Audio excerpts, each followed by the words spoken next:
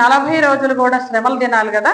ఈ శ్రమల దినాలు మనం ఆచరించి చక్కగా కొంతమంది మరి ఫాస్టింగ్ ఉన్నారు, వాళ్ళందరి కోరికలు నెరవేరాలని, లేకపోతే తనకి మనకి ఏదైనా ఇష్టమైతే దాన్ని వదిలేసుకోవాలని చెప్పేసి 40 దినాలు ఉంటే మన కోరిక చక్కగా నెరవేరుతుందని అలా ఉంటూ ఉన్నారు. ఇవాళ తోటి మనకి మరి అయిపోయింది.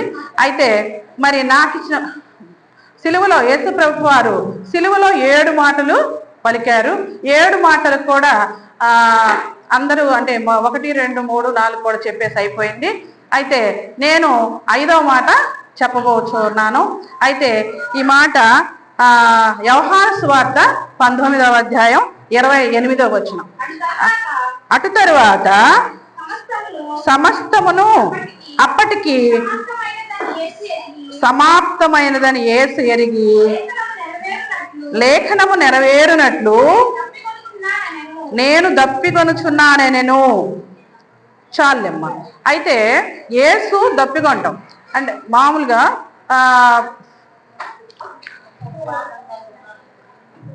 అది శరీర దాహమా లేకపోతే మామూలుగా ఆత్మదాహం అనేది మనం తెలుసుకోవాలి.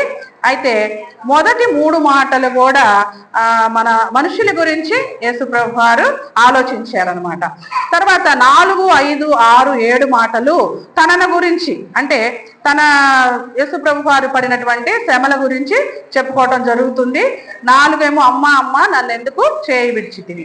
5వది వచ్చేసరికి మరి నేను దప్పికొనుచున్నాను, నాకు దాహం వేస్తుంది. ఒక మామూలు మనిషిగా యేసుప్రభు వారు సుతుడుగా ఉన్నారనమాట, అంటే కుమారుడుగా. ఈ లోకంలో మనం కూడా ఎన్నో శ్రమలను అనుభవిస్తున్నాం. ఇలా పాస్టర్ గారు చెప్పారు, ఇప్పుడు కూర్చున్న వాళ్ళందరూ కూడా చాలా శ్రమగా ఉందని. ఎందుకంటే మరి 12 నుంచి 3 వరకు కూడా ఏసీలో ఉండటానికి బాగా అలవాటు పడిపోయాం మనం కూడా. అలాగా కాకుండా మరి ఈరోజు కొంచెం ఇక్కడ కూర్చోవాలంటే 3 వరకు అంటే కొంచెం కష్టంగానే ఉంటుంది మరి.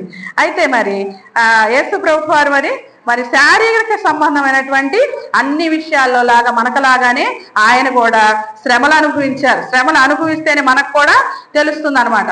నేను తాడేపల్లిలో టీచర్గా చేసేటప్పుడు కొంతమంది పిల్లలు వచ్చి పాపం బాధపడుతూ ఉండేవాళ్ళు, చదువుకునేవాళ్ళు 6th, 7th వాళ్ళు. ఏంటమ్మా అంటే మా అమ్మ మా నాన్న రాత్రి గొడవ పడుకున్నారండి అని. ఇలాంటి గొడవలు మనకు తెలిసే కాదు. చదువుతో పాటు ఈ బాధలు కూడా ఉన్నాయి కాబోలు, ఇలాంటివి కూడా చెప్పాలి కాబోలని నేను ఆ పిల్లలతోటి చెప్తూ, అంటే శ్రమలు ఇలాంటివన్నీ కూడా మనకు తెలిస్తేనే మనం అంటే